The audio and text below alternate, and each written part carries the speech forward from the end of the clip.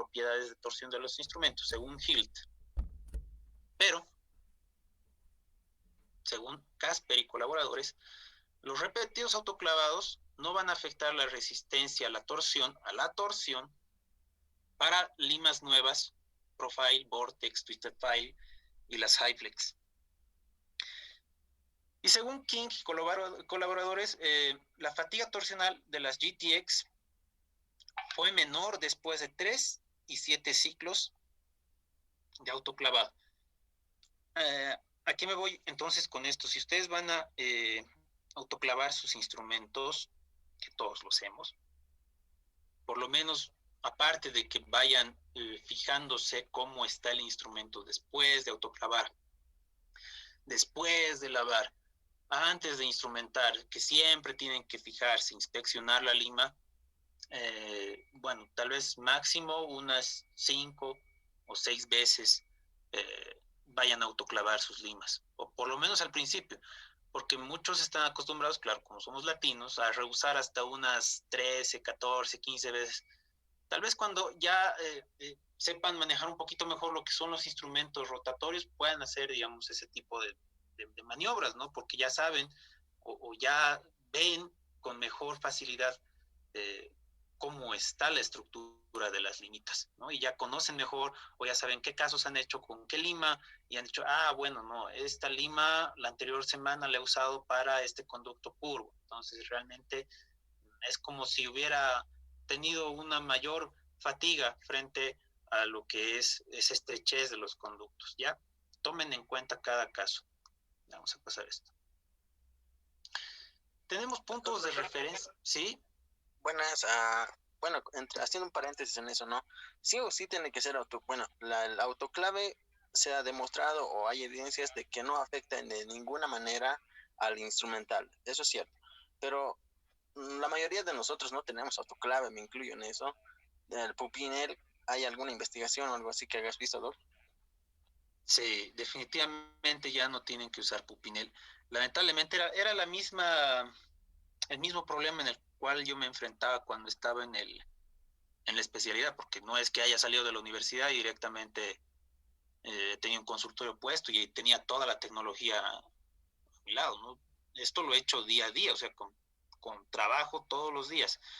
Y la verdad, cuando tenía Pupinel y veía los artículos, porque hay evidencia en la cual se demuestra o se pide que por favor, específicamente y justo para nuestra especialidad, que se tiene que utilizar autoclave. ¿Por qué el Pupinel no? No solamente se habla de los priones, sino que supuestamente, bueno, según los artículos, no podría llegar a matar a todos los virus el Pupinel. Y es algo contradictorio, o sea, uno sabe que muchos virus pueden morir a cierta cantidad y el Pupinel llega a más de 200 grados, pero aún así se ha demostrado que puede haber colonias bacterianas también que puedan sobrevivir a este tipo de calor seco. Y recién vi también un artículo de la OMS en el cual ya no se recomienda, igual del CDC, que ya no se recomienda el uso de Pupinel o calor seco para odontología. Creo que en Latinoamérica y en África son los únicos lugares donde se siguen vendiendo Pupineles. Ya no va en Asia, ya no, o sea, obviamente Asia lo sigue fabricando. Ya no se vende en Asia, ya no se vende en Europa, ya no se vende en Norteamérica, por cuestiones netamente de salud de las que les he mencionado. Y se está optando por utilizar autoclave netamente en lo que es específicamente endodoncia, ¿no? Y sí, con Pupinel también. El calor seco, porque si ustedes se dan cuenta, el autoclave funciona aproximadamente unos 127 grados, ¿ya? Y utiliza también aparte lo que es la presión atmosférica. Y en cambio el Pupinel puede llegar hasta 180 grados aproximadamente, y eso también va a actuar de alguna forma y va a dañar lo que es la estructura metálica. Incluso ya no van a encontrar artículos en los cuales ustedes vean cuántos ciclos o cuántas esterilizaciones con calor seco pueden hacer, porque de hecho ya se ha desechado el calor seco, entonces no hay investigación porque no debería usarse calor seco para la reutilización de instrumentos en endodoncia. Incluso es como que muy observada o muy criticada esa parte de la reutilización de instrumentos en endodoncia, ¿no? Y recomienda, ¿no? Si en algún caso usted llega a usar, es bajo su responsabilidad, pero debe ser hecho en autoclave. La verdad es algo complicado, ¿no? Para nosotros, para utilizarlo desde ya, ¿no? Pero es uno de los artículos igual indispensables que vamos a utilizar en nuestra consulta, autoclave. Ya espero que por motivos de bioseguridad lo vayamos haciendo como recomendación. Gracias, doctor. Bueno, hablemos entonces de los puntos de referencia. El D1 es el diámetro de la proyección. Lean bien esto. Y siempre hay confusión, no solo de mis alumnos, sino de colegas, porque es algo relativamente nuevo, del 2016, del diámetro de la proyección de la parte activa en la punta. Pongámoslo fácil. La punta es de 0. Ya, no nos olvidemos. Esta cosita que ven, como aguja, que el paciente le conoce como aguja, la lima, tiene una punta. El D0 va a ser siempre 0, o casi siempre 0, a menos que sea algo inactivo. No estamos hablando de que el D0 sea el calibre que nos está viendo la lima. En este caso, observamos una lima 30. Su D0, imagínense, piensen que es 0, ¿de acuerdo? El D1, lo que estamos viendo aquí, lo que les estoy acabando de hablar, va a partir un ángulo de transición de ese D0, y a partir de ese D0 unas cuantas micras, ya, a partir de unas cuantas micras, va a ser recién el D1, llegando al ángulo de transición. Ahí recién ese D1 es 30. No necesariamente y prácticamente nunca va a estar a 1 milímetro el D1, pero el D1, no se olviden, es el diámetro de la limita. ¿Entendimos eso bien? Sí. Para que no nos confundamos.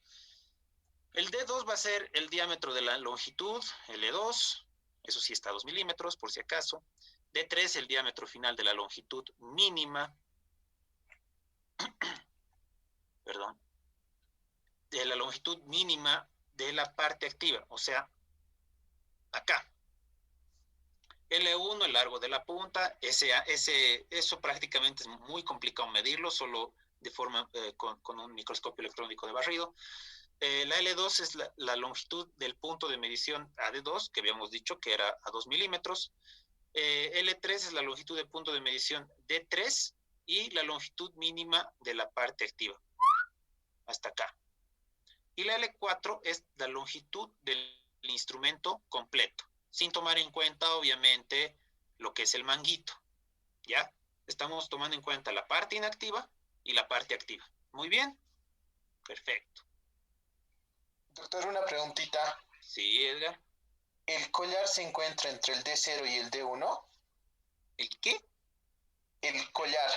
Nunca había escuchado de esa terminología. También se llama anillo, doctor. No había escuchado de eso. Les puedo hablar del ángulo de transición, pero no del anillo. Por ejemplo, doctora, lo que yo me acuerdo, había la punta, el collar, la superficie de apoyo y el borde. Ya. El ángulo de transición es también llamado collar o anillo. Bueno, yo lo conozco como ángulo de transición y nada más. Olvídense, bueno, si quieren mantenerlo según instrumentación manual, manténgalo, pero yo lo hablo como ángulo de transición y ya, porque si vamos a hablar de codo, borde, no necesariamente estamos hablando de algo que está delimitado con exactitud. Y van a ver que en instrumentación mecanizada es muy variable todo. Y enseguida también vamos a ver ese criterio del D0 y del ángulo de transición, que puede ser variable y que no va a presentar en absoluto ningún codo, ningún anillo, ni nada de eso. Entonces, simplemente por eso lo van a llamar ángulo de transición. ¿Ya? ¿De acuerdo? Si hay en instrumentación manual, que seguramente lo hay, bien, manténgalo para eso. Pero para instrumentación mecanizada, ángulo de transición. ¿Ya? Bueno, vayamos con esto. Tipos de instrumentos según la norma ISO el tipo 1 es que normalmente estamos usando en la instrumentación manual. Es un instrumento estandarizado con conicidad al 2%. El tipo 2 va a ser un instrumento con conicidad continua, diferente del que es al 2%. Ya eso es directamente un sistema mecanizado con conicidad continua. Ya puede ser un M2, tal vez, podría ser una Twisted File, dependiendo. El tipo 3 va a ser un instrumento con forma continua, pero con una punta activa. ¿Qué se imaginan para el tipo 3 de instrumento? ¿Qué podría ser?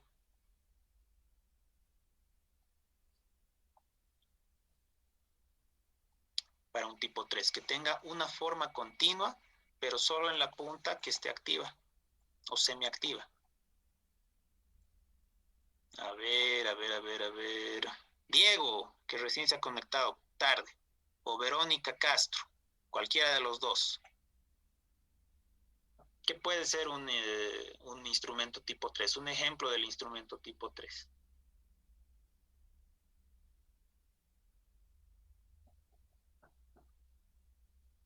Facilito. Si empiezan a imaginarse el instrumento. Diego, parece que se iba a dormir, Diego. Buenas noches, doctor. Buenas noches. La verdad no sabría responderle esa pregunta. Ya, Verónica. Verónica sí, debe estar cenando o debe estar bañándose. Es que hay algunos que lo activan, entran, te ponen ahí, ya estoy presente y se esfuman. Verónica, Diego, mejor si activas igual la cámara. Mira, mitad del curso está sin cámara. Así los puedo ver para que sepa por lo menos que están cerca de la computadora o de su celular. Bueno, un ejemplo de tipo 3 es una gate. Tiene una parte o un instrumento con una forma continua, así, recta, totalmente inactiva. Y en la punta tiene una actividad, ¿no? Es una gate netamente. Y el único ejemplo, ni siquiera la piso aplica para esto, el único ejemplo más valedero sería una gate. O también habían un sistema de limas que se llamaban Light Speed, que no lo vamos a ver porque prácticamente ya ni se lo usa. Entonces un tipo 4 va a ser un instrumento sin conicidad o con conicidad 0, se le podría decir que existe por si acaso. No es muy conocido, pero existe. Vamos a ver también. Un tipo 5 serían instrumentos con conicidades múltiples o variables, progresivas, ¿no? Como el ProTaper, por eso se llama progresivo. Es un buen ejemplo para el tipo 5, según esta norma. Bueno, elementos importantes del diseño del sistema de conductos: el mango, el vástago o la parte inactiva, la parte activa y el punto o guía de penetración. Veamos, instrumentos mecanizados, tenemos ahí la limita. Y lo podemos clasificar o podemos observar de acuerdo a su cinemática. La rotatoria, la oscilatoria. Esta oscilatoria puede dividirse en asimétrica, que lo conocemos vulgarmente como reciprocantes, y oscilatoria simétrica. Y la vibratoria, que podríamos ver o tener de ejemplo a las limas SAF. La porción activa, el ángulo de corte, el ángulo helicoidal, y también observamos el retorcido. En la aleación puede ser el níquel titanio con control memory, M-wire, blue wire, max wire. Hay un montón de aleaciones actualmente, muchísimas. La punta puede ser cortante o no cortante. La conicidad puede ser alternante, constante, progresiva, variable, invertida, diferentes. La sección transversal es algo que ustedes tienen que conocer sí o sí como especialistas qué sección transversal están usando, ¿no? O su instrumento tiene, porque si no saben, digamos, por lo menos qué sección transversal tiene su instrumento, realmente están fracasando en su trabajo. Aquí observamos, por ejemplo, esta es una sección transversal rectangular, parece cuadrangular, pero es rectangular, de un ProTaper Next. Aquí vemos un ProTaper, lo mismo. Este es, en este caso estamos viendo una M2, de aquí abajito, ¿ya? Y esta es la sección transversal de la, se me va este nombrecito, es de la White One, ¿ya? Vamos a ver también enseguida eso, está totalmente en contra de las agujas del reloj, ahorita vamos a ver por qué. Igual esta es una Profile, una de las primeras, esta es una K3XF y ustedes tienen que ir reconociendo cada uno de los sistemas rotatorios. Ahora hablemos de conicidad, algo que ustedes tienen que manejar también de memoria. Obviemos eso del D0 que ya les había explicado, imaginémonos que estamos tomando en cuenta desde acá, desde lo que es el D1. El D1, por lo tanto, ¿cuánto sería en una lima 2004? Edgar. Doctor. El D1. De 0,20 milímetros. 0,20 de micra. El D1. Sí. Perfecto. Muy bien. Ahí vamos entendiendo mejor entonces. Doctor, ¿es milímetro o micrómetro? Me refiero a Dr. Walker. ¿Ah? Dr. Walker ha dicho milímetro. Me parece que es milímetro. Ahorita estoy recordando también. Ahorita vamos a ver. Ya. Entonces tenemos el D1, el diámetro de 0,20. ¿Ya? 0.20. ¿De acuerdo? En D2 aumentaríamos un diámetro de 0.04. Entonces tendríamos 0.24 a 1 milímetro del D1. A 1 milímetro. ¿De acuerdo? Y así sucesivamente de forma continua. Pero más que todo, mucho más que todo, estos diámetros, sí, corresponden ya a milímetros, pero están contando más que todo la parte activa. Muchos toman en cuenta la parte activa y no se está tomando en cuenta lo que serían los flutes, ¿ya?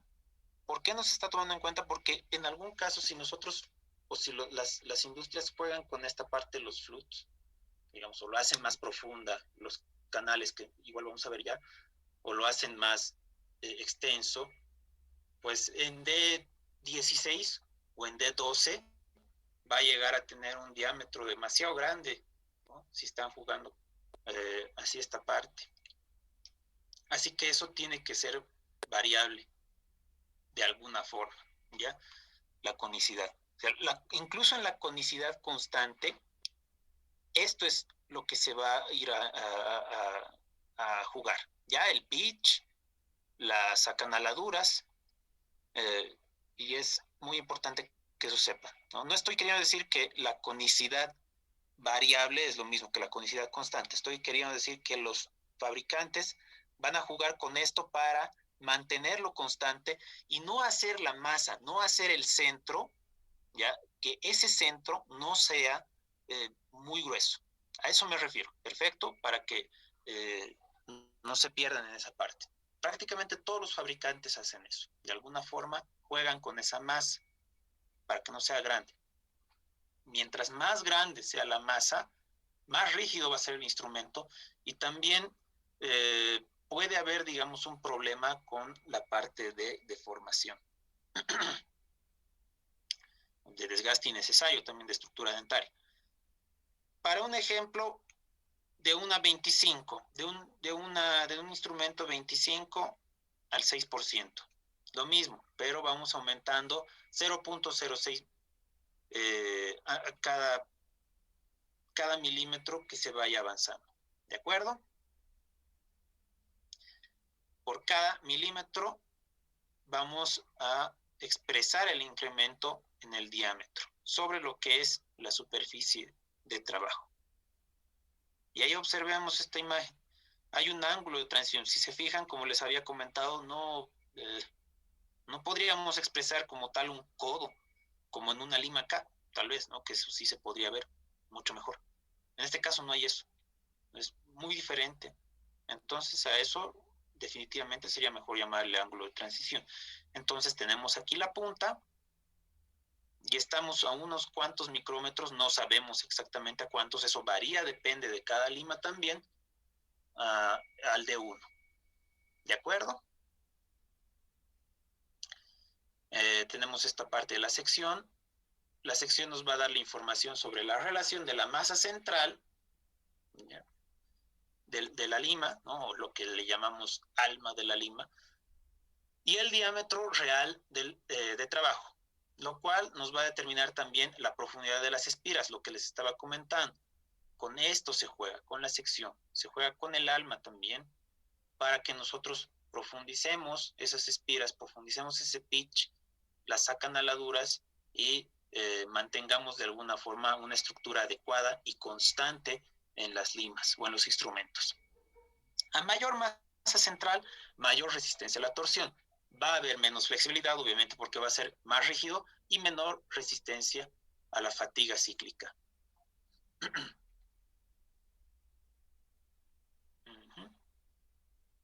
Y va a depender igual de cada fabricante la velocidad con la cual se vaya a aplicar sobre estos instrumentos. El ángulo de corte va a ser el elemento más importante al analizar las capacidades del instrumento. Doctor, una consultita. Sí. En el tema del pitch, siempre me queda, o sea, no puedo entender el tema del ángulo helicoidal. Ya, ahorita vamos a ver, dame un segundito con eso. Igual vamos a ver el ángulo helicoidal y también el pitch. Bueno, a trabajar sobre los materiales duros, o sea, sobre la dentina, es mucho mejor el empleo de bordes de ataque con ángulos de negativos o de raspado, pero cuando hablamos de ángulo de corte positivo, nos va a servir para un corte, pero lo malo de ese corte es que va a haber una tendencia a socavar y enclavar la pared dentinaria. Cuando, por ejemplo, usamos unas fresas redondas de carburo, esas fresas redondas de carburo tienen ángulo de corte positivo, precisamente porque necesitamos para el corte de la dentina. Pero al utilizar limas, ¿no?, es mejor hablar de ángulos de corte negativos o en algún caso neutros. Como resumen, o para que entiendan fácil, la mayoría de los fabricantes están tratando o se están enfocando a realizar instrumentos con ángulo de corte negativo. Que tenga, digamos, un borde de ataque a un lado, un ángulo de despeje al otro lado y el radio del instrumento al medio. Conozco muy pocos instrumentos con ángulo de corte neutro, como este S5 de Sendoline, que prácticamente tanto el radio del instrumento como el borde de ataque están al mismo nivel y el ángulo de despeje puede encontrarse hacia la derecha o hacia la izquierda. Eso dependiendo si es reciprocante o rotatorio, ¿ya? Y en los instrumentos con ángulo de corte positivo, igual, solo conozco uno, que es el K3XF de Cybron, en el cual el radio del instrumento, obviamente el radio no se mueve, el borde de ataque está al mismo lado que el ángulo de despeje. Eso ustedes se van a dar cuenta si utilizan alguna vez la K3XF, que sí realmente remueve o retira un montón de dentina y también puede llegar a acumular aquí bastante debris, pero de alguna forma fíjense la cantidad de masa que involucra la sección transversal. Doctor, ¿Sí? El instrumental de White Gold, ¿cómo es su ahorita vamos a ver. La sección transversal de Wave One Gold es así como esta. Esta es de ProTaper Next, la sección transversal. Y en White One Gold han sacado la misma sección transversal, solo que inviértanlo como hacia la izquierda. Vamos a ver ahorita por qué, un ratito, no se me adelanten todavía. La mayor profundidad de la canaladura nos va a permitir lo que es un aumento de la retención del debris. Por ejemplo, en esta, miren, tiene un montón de acanaladura, o llegaría a tener un montón de acanaladura. Claro que no son iguales las acanaladuras, ¿no? Pero en estas ProTaper Next, igual en las One Gold, llegan a acumular bastante debris, o retener bastante debris. Y de alguna forma eso nos sirve, ¿no? Nosotros estamos metidos en el instrumento y ni bien lo retiramos, encontramos un montón de debris, y es probable que a la primera entrada y sacada ya hayamos podido acabar esa instrumentación y podamos cambiar a otro instrumento, al superior. Va a estar relacionada con lo que es la masa central también, o sea, esto de acá, esto es la masa central. Esto también me gustaría que les pueda explicar en vivo, porque es algo complicado hacerlo acá. A ver, ¿ven mi mouse aquí? ¿Ven el mouse? ¿La flecha? ¿Sí? Perfecto. Sí, sí. Esto de acá, esto que ven acá, es el núcleo o masa. Todo esto. Esto desde aquí, acá, es la sección transversal, ¿ya? El diseño del instrumento. Todo esto, lo que estoy marcando. Pero la masa o núcleo es esto nada más. ¿De acuerdo? Y doctor, ¿eso también se llama alma? ¿O cuál es el alma? La masa. ¿De acuerdo? Vamos a ver enseguida esa partecita. Eso quiero que entiendan, pero. Ahora vamos a ver las estrías, que está muy relacionado con el pitch que preguntaba Walker. ¿Ya?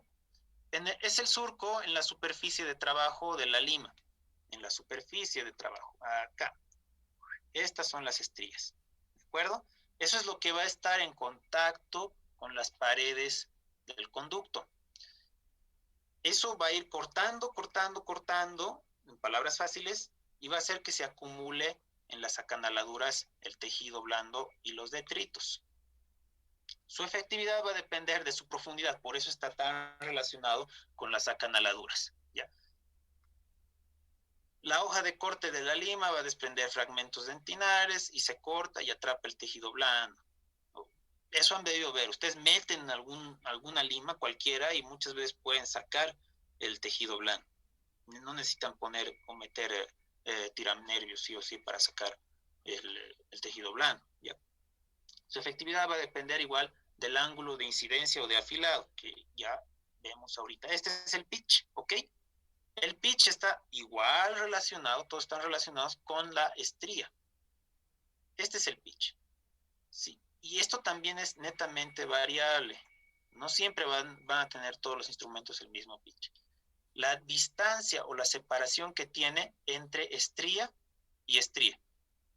Esa acanaladura que se forma aquí es una cosa y el pitch es otra cosa. Esta distancia de acá a acá, de acá a acá, de aquí a aquí, de aquí a aquí, ¿ok? Va variando. Lo mismo acá. Observen, esto varía. Aquí observamos un espacio mucho más largo, ¿ven? En esta endosequence y XS. Y aquí va acortándose. Este es mucho más obvio en las vortex. Un espacio mucho más grande, mientras más cerca de D3 está. En cambio, a D1 es un pitch mucho más corto. Y ahora hablemos de lo que es el ángulo. ¿Ok? El ángulo helicoidal. No es lo mismo que pitch, pero sí está formado por el pitch. Ahora, volvamos otra vez a la diapositiva anterior. Nosotros tenemos esto de acá, ¿ya ven? Y hacemos también una perpendicular, como estamos observando acá. Y a eso se le va a llamar ángulo helicoidal. ¿Están observando? Fíjense, esta estría está acabando, entre comillas, está acabando acá. Y ahí se va a hacer una perpendicular imaginaria. Ese va a ser el ángulo helicoidal. ¿De acuerdo? Ahora sí quedó más claro,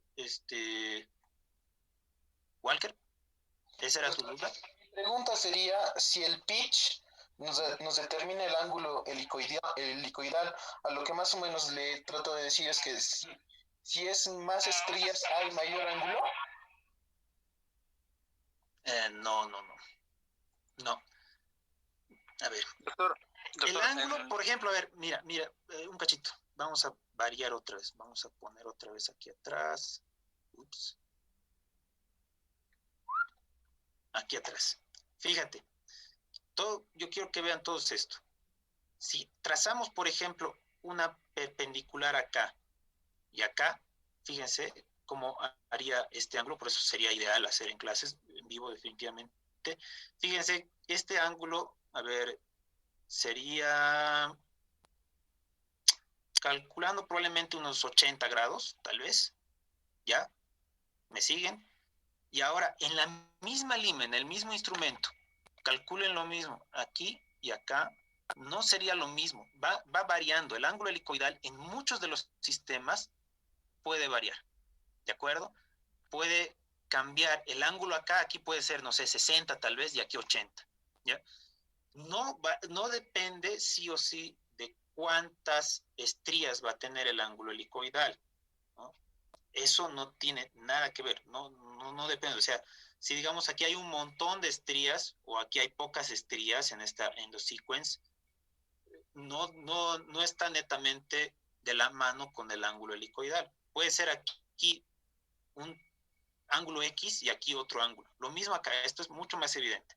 Fíjense acá, aquí mido hasta acá, igual, puede ser un 75 tal vez de angulación, probablemente, y aquí podrá ser tal vez un 45 tal vez, o 48, muchísimo menos, ¿ya? ¿Ok? A mayor ángulo, esto es importante, a mayor ángulo, y ahorita vamos a ver este es de una K3XF, lo que les explicaba, a mayor ángulo, más rápido desgasta la dentina, pero también más daño habrá por fricción y torsión. Es por eso que igual es otro punto en el cual los fabricantes van a jugar con el ángulo helicoidal. Le darán menor ángulo helicoidal, ¿no?, en la parte donde no necesitan mucho, ¿ya? Y le darán mucha mayor angulación en la parte donde realmente necesitan desgastar dentina. Fíjense, por ejemplo, en esta fotografía de esta K3XF, es la misma lima, ¿no? No es que sea una lima y aquí abajo otra. En esta partecita tiene mayor ángulo, más rápido desgaste de dentina. Y en la parte de abajito, donde tal vez no necesitemos desgastar mucha dentina y donde hay mucho riesgo de que pueda haber un daño por fricción, se le reduce el ángulo helicoidal, ¿ya? Pero es totalmente diferente, tanto acá como acá. ¿De acuerdo? Doctor, ¿sí? Doctor, bueno, tengo una duda y sigo con la duda. Hasta donde yo sabía, hasta donde yo sé, según el profesor Goldberg también, bueno, leyendo su libro. ¿Me escucha bien, no, Doc? Sí, sí. Ya. Y en tu misma definición, en las letras, dice bien claro, el ángulo resultante de la dirección del borde con respecto al eje largo del instrumento. Ese es el ángulo helicoidal. Es decir, dice, el ángulo helicoidal es el resultante de la dirección del borde del corte con respecto al eje largo del instrumento. Sí, en ningún momento mencionó el eje largo, en relación con ese eje. No dice con el eje perpendicular de la lima o del instrumento. Pero tenemos que formar el instrumento, ¿no veo mal? ¿Perdón? Se tiene que formar una perpendicular de todas formas. Fíjate, acá. Y hasta donde yo sabía, doctor, hasta donde yo sabía es que el ángulo de helicoidal es con el ángulo que está a ver cómo te explico, con el eje largo, no con el eje perpendicular como se muestra en la imagen. Bueno, la definición creo que no, o quizás estoy muy equivocado. Sí, doctor, yo también estoy de acuerdo con Omar porque me parece que era paralelo al instrumento. Ya. estamos con el eje largo, pero se tiene que trazar una perpendicular, porque no vamos a poder tomar este ángulo desde acá. Igual estamos trazando el eje largo, se tiene que trazar una línea imaginaria a través del eje largo. Igual se tiene que trazar una perpendicular, si no, no vamos a tener el ángulo helicoidal.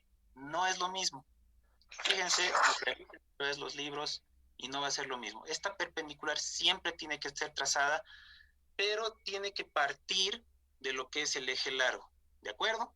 No podemos, digamos, tomar solamente el eje largo y no trazar la perpendicular. ¿Ya?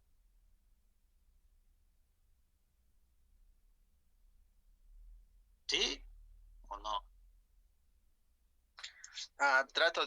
Doctor, trato de buscar el libro, creo que de Goldberg, no sé dónde está, creo que lo voy a buscar. ¿Qué tal si lo buscas y lo muestras al final, Omar? Ok, listo. Ya. Entonces sigamos avanzando. Tenemos el cuerpo, el alma o núcleo que ya lo he encontrado ahorita, pero no sabría cómo compartir la imagen. Activa tu cámara y nos muestras a todos. Ya. A ver, denme un ratito y lo voy a pasar sino al grupo de WhatsApp. Ya, listo. Ya habíamos visto esta parte del alma, ¿ok? Ahí está. Y ya les había explicado un poquito que era esta parte. No estamos hablando de la sección transversal como tal, sino el alma se enfoca o se coloca como si fuera un diámetro únicamente dentro de toda la sección transversal. No es toda la sección transversal. ¿Ok? Y algunos, ¿no? Algunos instrumentos sin núcleo centrado, ¿no? Como como el ProTaper Next, no va a haber un contacto simultáneo de todos los puntos de su sección con las paredes de la dentina. Y se le va a llamar descentralizado a este tipo de sistemas rotatorios.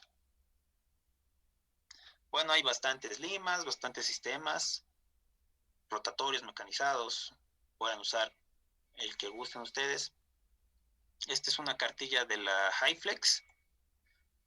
Y esta cartilla nos muestra cómo es la instrumentación estandarizada. Y es bastante sencilla de entender. Primero utilizamos una abridora.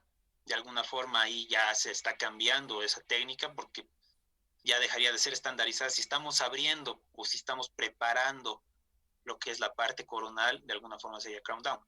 Pero bueno, se utiliza una abridora, obviamente después de haber hecho patencia, después de haber hecho glide pad, y directamente con una lima 4 al 20%, eso de acuerdo a lo que ven en los blisters, se llega hasta lo que es la porción apical. Posteriormente se aumenta un diámetro, se hace lo mismo, se llega hasta porción apical. Se va aumentando otro diámetro, en este caso se vuelve al 20, pero se aumenta el diámetro, ¿ok? Para que trabaje a este nivel. O sea, la punta va a entrar libre, pero al tener mayor conicidad, supuestamente, según los fabricantes, va a trabajar mucho mejor en las partes de mayor riesgo donde tienen curvatura. ¿De acuerdo? Y así va a poder ingresar de una manera mucho más sencilla las siguientes limas. Ya en este caso la 30 al 4%, y por último, en algún caso que requiera, una 40 al 4%. No todas las limas siguen el mismo protocolo, les vuelvo a mencionar. Por ejemplo, en un incisivo no van a utilizar sí o sí una 20 en estandarizado, o sea, no van a meter una lima 20 al inicio. Puede ser que ya directamente con una de diámetro 30 puede ingresar sin ningún problema. Bueno, en la actualidad tenemos diversos instrumentos rotatorios, aproximadamente 160 sistemas rotatorios mecanizados, reciprocantes, han llegado a aparecer en el mercado. Les vuelvo a decir, no hay una receta para el trabajo que se tenga que hacer. Han ido evolucionando las limas rotatorias de níquel titanio, pero si se van dando cuenta, como están viendo, Lo que ha ido cambiando han sido las estrías, las conicidades, pero siempre nos han estado vendiendo el concepto de un alambre, ¿no?, entorcelado con su basta, con su mango, perdón. La primera generación son estrías simétricas, conicidad uniforme. Las Profile han sido las primeras, Quantec, Cybron, GT, Hero, Flexmaster. Las estrías asimétricas han sido ya presentadas en la segunda generación. También podían existir las de conicidad no uniforme. Las más famosas han sido las ProTaper, que algunos siguen utilizándolas. Race se sigue usando, K3, Hero Shaper, que ya no se vende. La Rivo S, que han salido nuevas. La tercera generación, que son como que las más usadas igual actualmente. Una innovación en las aleaciones, ¿no? Las GTX, que han sido las primeras que han salido con MY, o Great Taper, ¿no? Se les llama GT, ¿no?, que eran lo mismo que estas GT. Las Twitter File, que han sido manipuladas en la fase R. Las ProTaper Next, que ya hemos visto también un poquito. Después hay las de cuarta generación. Estas de cuarta generación, lo que se ha